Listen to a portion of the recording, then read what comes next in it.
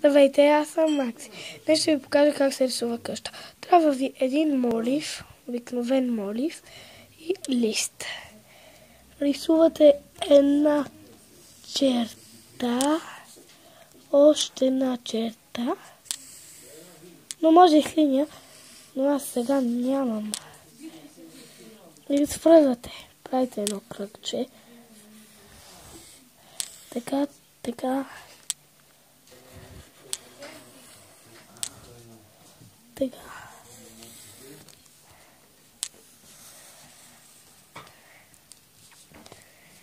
Макси, тази карта няма да ти стигне, ако продължавате да правите такива глупости. Сигурно там в YouTube с някакви неща си има разрешил да пускат. Да се съобразяваш малко.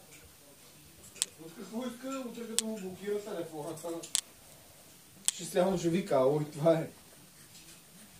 Тате, тук аз те ги обелих. Всичките. Браво, тате, айде сега почва да ги ядеш. Не, още една ще обела. Ще избела всичките. То ще избела един ден и една нощ. Сега знаеш колко е време един ден и една нощ. 23 часа. Не без. И си рисувате прозорци. Така разчертавате си го, рисувате прозорци. И една врата направи. Тук може, ако искате два. И тук правите една врата. Правите така.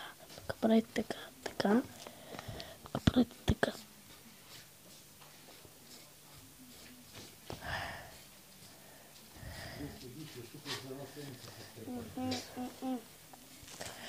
Така, така.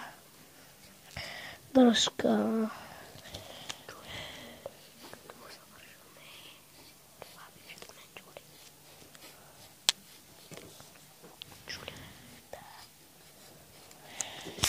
Ето